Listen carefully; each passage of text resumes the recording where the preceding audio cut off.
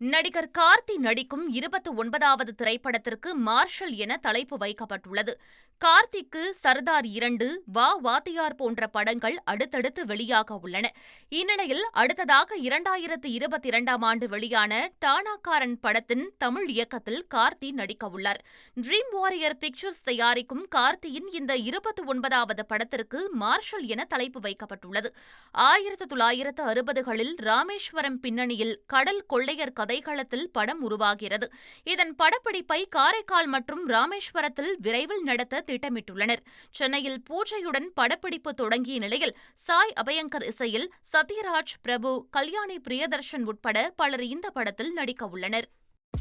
Cinema உலகை frame by frame படம் பிடித்து காட்டும் தந்தி சினிமா சேனலை இப்போவே சப்ஸ்கிரைப் பண்ணுங்க.